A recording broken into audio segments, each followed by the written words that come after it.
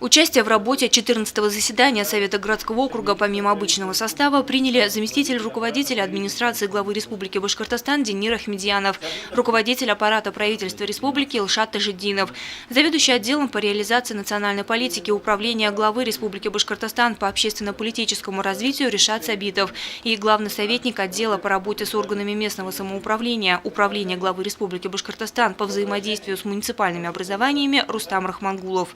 Первым вопросом на повестке дня значилось проведение конкурса на замещение должности главы администрации Сибая.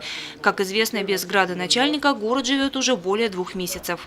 Прием документов для участия в конкурсе от кандидатов на должность главы администрации осуществляется с 30 октября по 3 ноября 2017 года в рабочие дни с 8:00 до 17:30, обед с 12:30 до 14:00.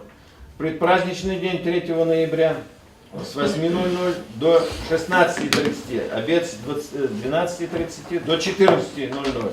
Здание администрации городского округа город Сибай. Заседание конкурсной комиссии по допуску кандидатов к участию в конкурсе состоится 9 ноября 2017 года. Сам же конкурс на замещение должности главы администрации пройдет 20 ноября. На заседании депутаты также внесли изменения в состав конкурсной комиссии. Помимо этого рассмотрели другие вопросы, в их числе новые правила благоустройства территории городского округа и реализация вопросов местного значения в части осуществления муниципального земельного контроля на территории Сибая. За период с 1 января 2017 года по 13 октября 2017 года было проведено 114 выездных проверок соблюдения земельного законодательства на территории площадью 96 065 тысяч квадратных метров. Из них 96 плановых, в том числе 2 проверки в отношении юрлиц. Это Сибайский педагогический колледж и Сибайский колледж строительства и сервиса. Остальные 94 в отношении физических лиц. По итогам проведенных проверок выявлено 23 нарушения земельного законодательства. Присутствующий на заседании заместитель премьер-министра правительства Республики Башкортостан, руководитель аппарата правительства Илшат Тажиддинов отметил, что внеплановых проверок в отношении юридических лиц должно быть меньше. Это позволит снизить административное давление на бизнес.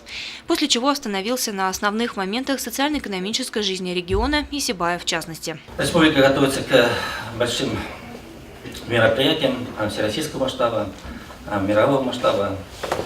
Но прежде всего здесь это подготовка к юбилейным мероприятиям, к столетию образования Республики Башкортостан в 2019 году. Реализуется у нас, как вы знаете, проект 100 социально-культурных объектов к столетию и 100 инвестиционных проектов к столетию. Что касается города Сибая, то в рамках подготовки и реализации проекта 100 объектов социально-культурного назначения к юбилею, это будет реконструкция с элементами реставрации Сибайской государственной филармонии. Но по сути это новое здание, хорошо отреставрированное здание. На сегодняшний день завершена проектная работа по данному объекту. Положительное заключение государственной экспертизы имеется. И где-то в начале января мы планируем выйти на размещение государственного заказа. Илшат Асаматович в своем выступлении также отметил, что в городе есть и положительные моменты, и отрицательные. Среди последних – недостаточный индекс промышленного производства, отсутствие полигона ТБО, неполная загрузка мощностей обогатительной фабрики и элеватора.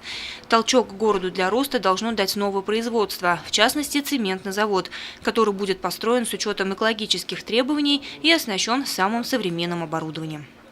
Алена Кириллова, Аль Кадыров, Гульнара Раскельдина для службы новостей.